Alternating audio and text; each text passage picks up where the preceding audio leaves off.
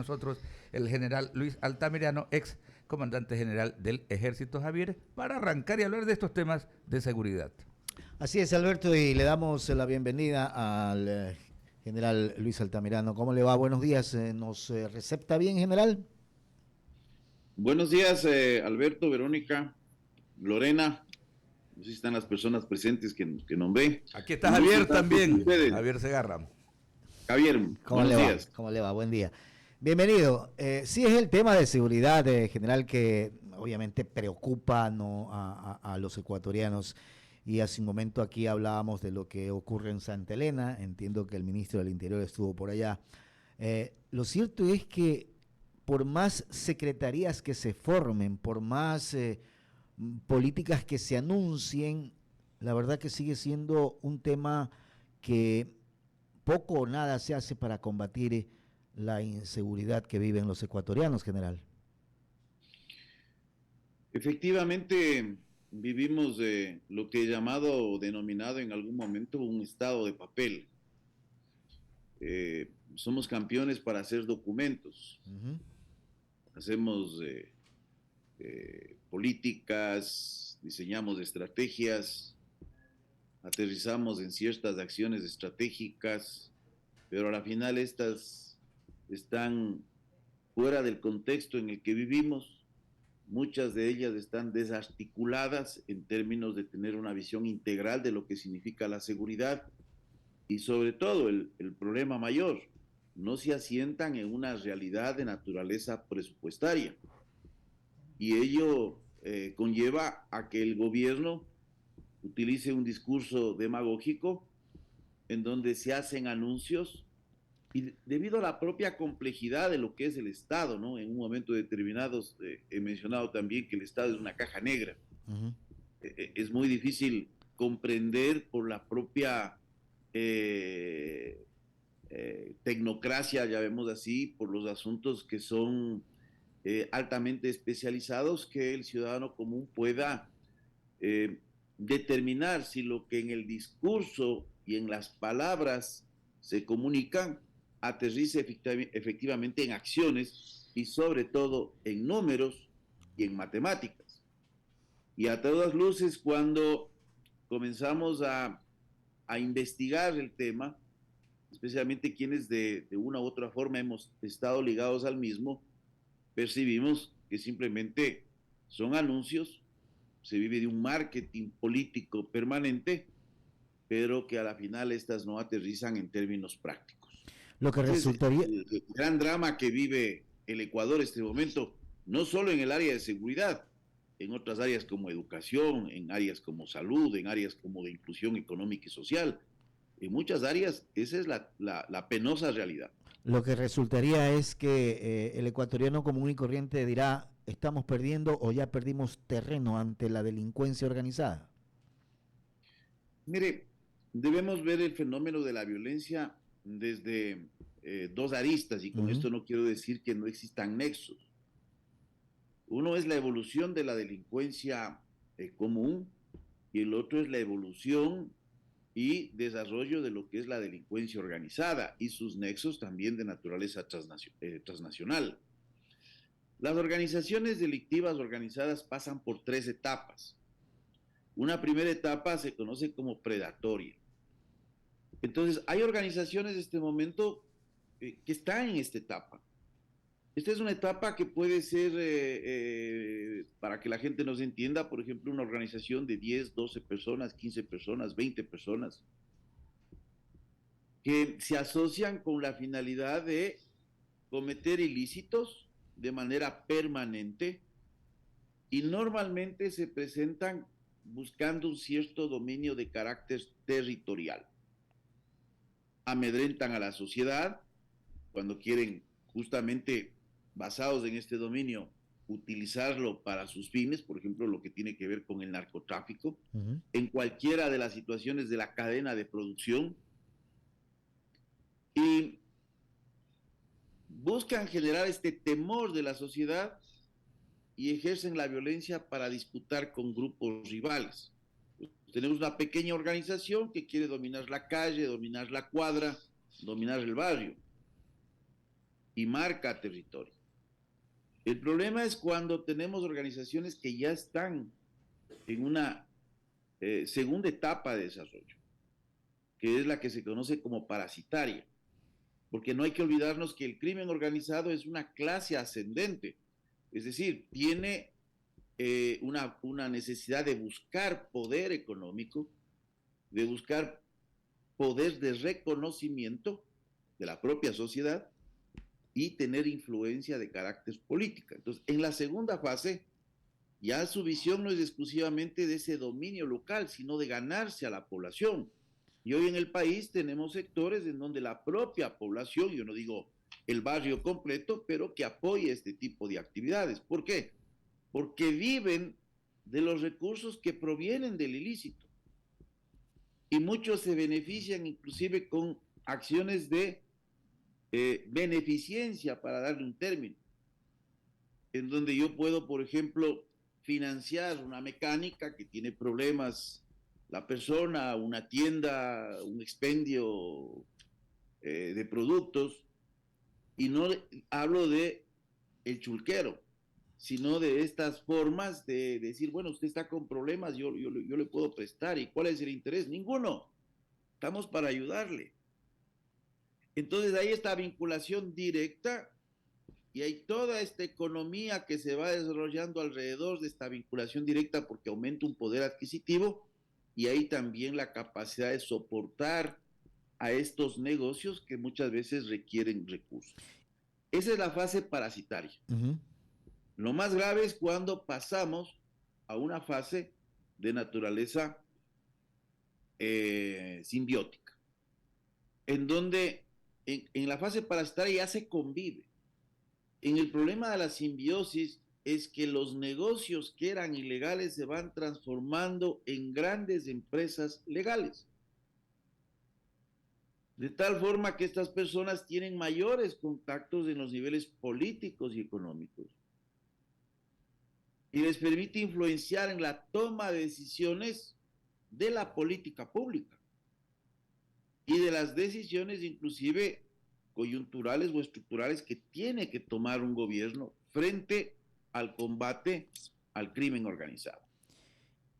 Esa es la preocupación que debemos tener, o sea, que debemos que tener los ecuatorianos, de entender que hay organizaciones que están en diversos niveles de desarrollo. Entonces, a todas luces, lo que estamos observando es inclusive un profundo desconocimiento. Y frente a eso, como Cristo del Consuelo, claro, y se menciona en este discurso demagógico que nos han declarado la guerra al Estado. No estamos comprendiendo que las organizaciones criminales tienen fases de desarrollo, que no es que se sientan a la mesa y se ponen de acuerdo.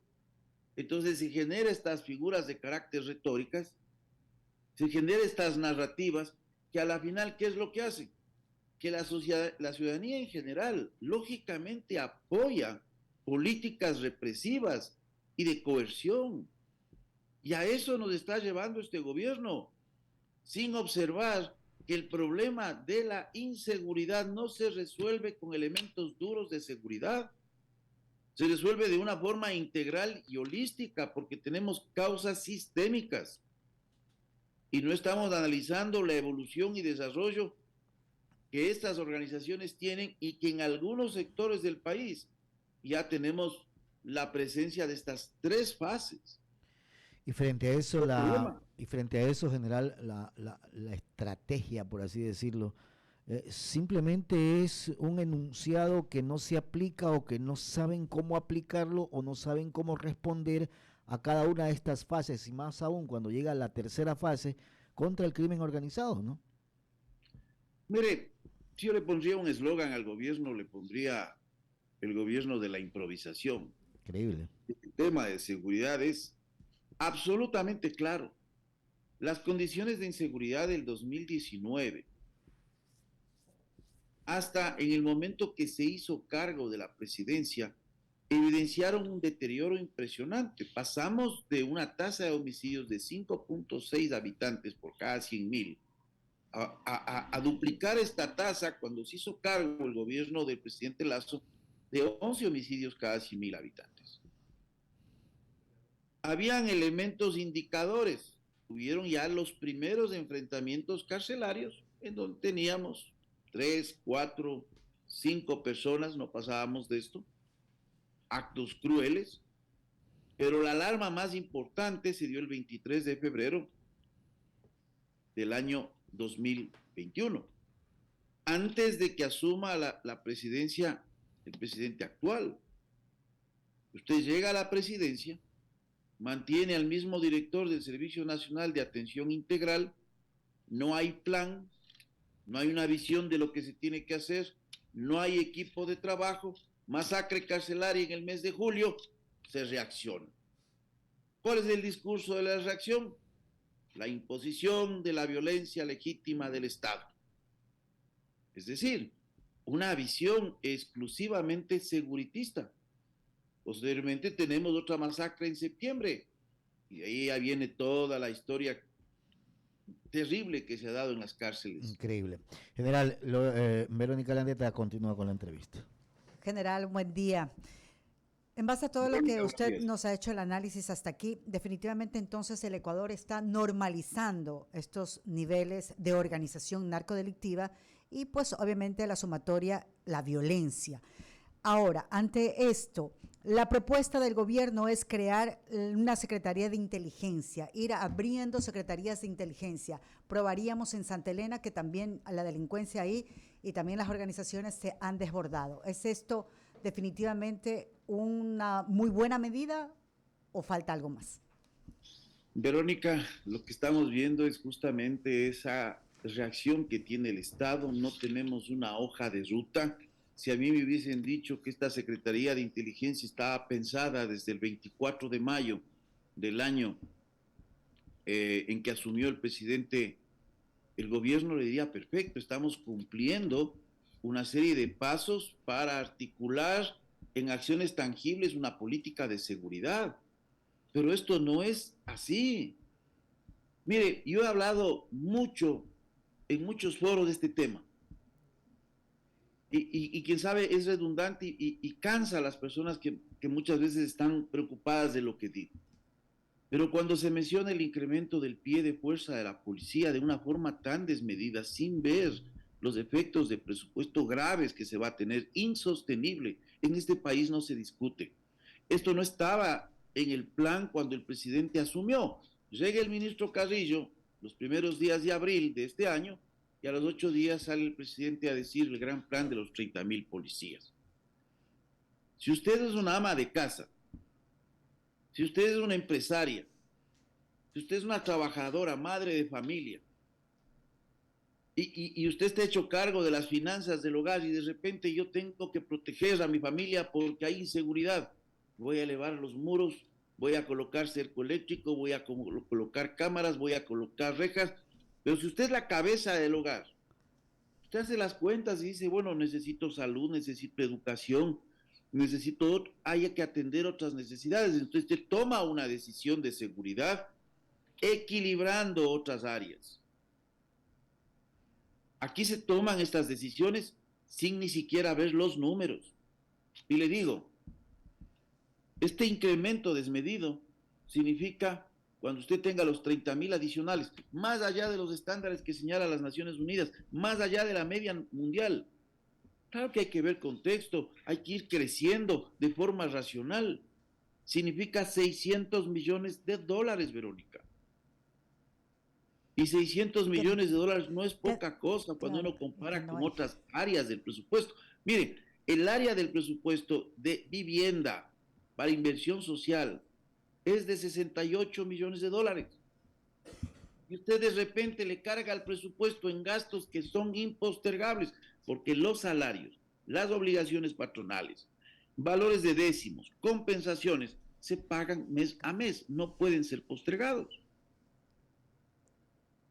Y usted le carga este gasto al presidente que va a venir, porque los 30,000 policías en pie, si es que se cumple este ofrecimiento, que no creo, que ojalá haya una auditoría social e impida que se dé esta situación y tengamos un crecimiento ordenado, pero ya tenemos 7,000 miembros. Y yo digo, estamos impávidos frente a esto. Se hacen anuncios que son falsos. Cuando, por ejemplo, se menciona la entrega de recursos a la policía, hay una modificación presupuestaria que yo accedí los primeros días de agosto, porque ahora tengo que valerme de amistades porque no se cumple la ley de acceso público y transparencia de la información. De la información, ajá. 13 millones de dólares fueron asignados, aproximadamente, un poco más. ¿Sabe cuánto se ha ejecutado hasta ahora, Verónica? Nada. Comprometido y ¿Cuánto? comprometido. ¿Cuánto? $5,166. Claro, y eso está pasando en algunos ministerios. Ayer lo hablábamos con un Entonces, ¿cómo observatorio. usted genera un compromiso tan fuerte de una carga salarial cuando usted tiene una Policía Nacional en donde el 94.6% del salario, digamos, de los recursos están destinados a egresos de personal? Y cuando tiene apenas el 4% para bienes de servicio y de consumo. Y este valor que yo le mencioné, sin uniformes, gastos operacionales, etc. Mire, pero lo que más debe preocuparnos a los ecuatorianos es que en este discurso demagógico de generación de miedo, porque aquí hay que abrirse a la guerra contra el narcotráfico, un plan Colombia para el Ecuador, ¿no? Es que tenemos obvias vinculaciones de funcionarios públicos del más alto nivel, del círculo del presidente, en un caso que sí nos debe llamar la atención a todos. Es el caso Danubio, en donde las comparecencias que se dieron en la Asamblea Nacional este día viernes realmente son de terror, porque son vinculaciones que se ven ya con el narcotráfico. De probarse esto sería gravísimo. Y esto Lorena ha sido Vázquez continúa con la tanto por entrevista. el periodista Anderson Boscan, y ha sido presentado ya Claro. ciertos avances de la investigación por la Fiscal General del Estado.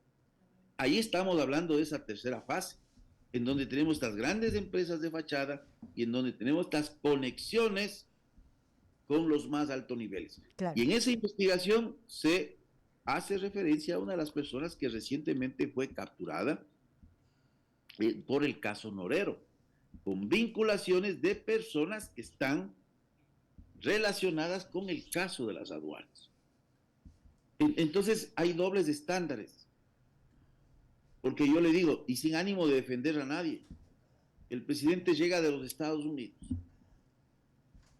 releva al comandante de la Armada porque personas de diversos grados cometieron una ilegalidad que todos tenemos que rechazar y reprochar.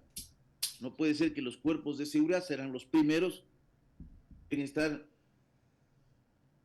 involucrados en estos casos. Pero hay una estructura jerárquica. Lo primero que hace es remueve el comandante general de Marina, quien por lo que conocemos en la prensa no tiene una responsabilidad directa alguna, pero no hace lo mismo con su círculo cercano que está involucrado en una investigación que llama la atención. General, estamos dialogando con el general Luis Altamirano, excomandante del Ejército, con temas obviamente de interés nacional, el tema de seguridad.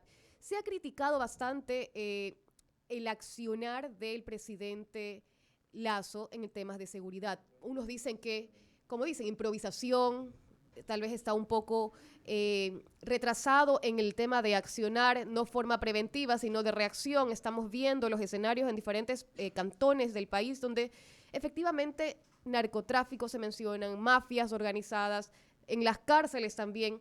Pero entonces ahora, ¿cómo sería el tema de cerrar este círculo para efectivamente dar resultados positivos en este aspecto? Porque las ganas hay. Estamos viendo que las ganas hay, pero como usted dice, está desde adentro, algo no anda bien.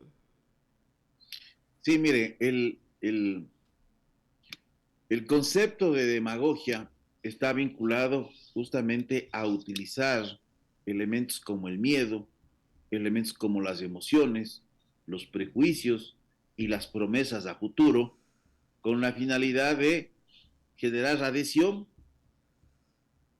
y generar apoyo.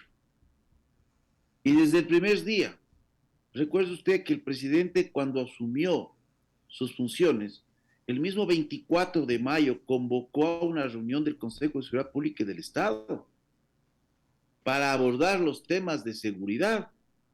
Entonces uno se imagina que viene con una agenda, con una visión ya construida, todo mediático, todo ha sido mediático.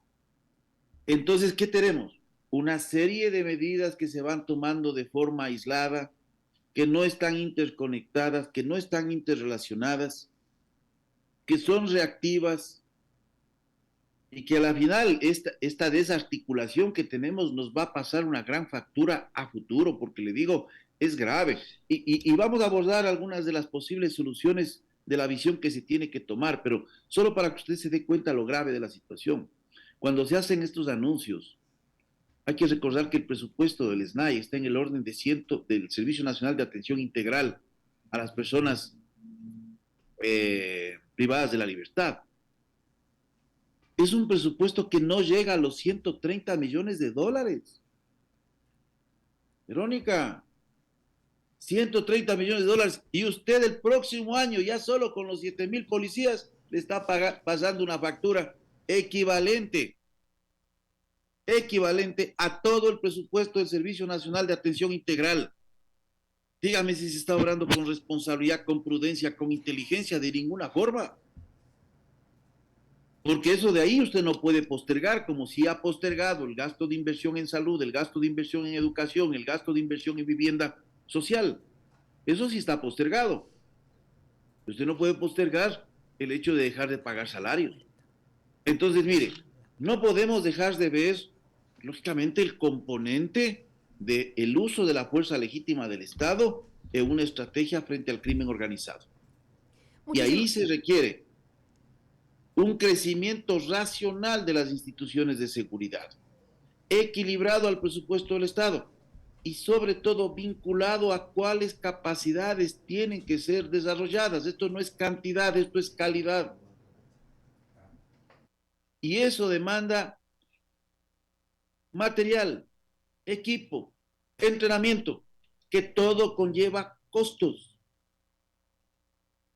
Esto no es de formar en forma relámpago un grupo de funcionarios encargados de hacer cumplir la ley con bajo entrenamiento, General, sin recursos, sin equipamiento. General, le saluda Ramiro Cepeda y quiero aplicar y invocar su capacidad de síntesis. Ya nos ha descrito todo lo que ha hecho mal, ha hecho incompleto, ha hecho a destiempo o ha reaccionado. ¿Qué es lo que hay que hacer? Inteligencia, presión sobre las bandas, firmeza del policía frente a una acción determinada, protección al estamento policial y militar para que pueda ejecutar sin temor ni favor el uso de su arma sin tener que tener ninguna preocupación posterior. ¿Qué es lo que hay que hacer? Ya. Como le digo, no veamos exclusivamente el combate al crimen organizado desde la capacidad del uso de la violencia legítima que tiene el Estado. Hay que ampliar la visión. Por ejemplo, se requiere fortalecer la función judicial. Ahí hay que trabajar en aspectos que tienen que ver con marco legal, con marco administrativo. Para eso existe, por ejemplo, el COSEPE, para articular modificaciones que sean necesarias en esa función judicial. Y entre esos elementos fundamentales no solo están las cortes, sino está la acción de la fiscalía, capacitación de personal, inclusión de nuevo personal, recursos tecnológicos. Mire usted que los recursos que demanda toda una estrategia no pueden ser focalizados en una decisión de carácter mediático. En inteligencia, fortalecer los ejes de la inteligencia financiera a través de la UAFE y la integración con otros mecanismos de inteligencia que dispone el Estado. Fortalecer la inteligencia operativa con entrenamiento, con capacidad, con incorporación de personal, con tecnología. Fortalecer los procesos de inteligencia estratégica con analistas que tengan una carrera. Yo he mencionado, mire, si usted revisa lo que ha pasado en los últimos años, el tiempo de permanencia de un analista de inteligencia en el CIES no pasa de los 6 meses, es el promedio. Entonces necesita plan de carrera, fortalecer los mecanismos de control interno. Yo tengo claro, general, yo tengo claro que cortando el flujo de dinero se corta muchísimo de esto. Así que coincido con usted en esa parte, pero también coincido que hay que apagar un incendio. El incendio se apaga con firmeza, es lo que toca en los actuales momentos. General, muchas gracias por habernos atendido a esta hora de la mañana. Agradecemos sus conceptuosos comentarios y lo comprometemos para un futuro cercano tenerlo en estos micrófonos. Alberto. Claro que sí, son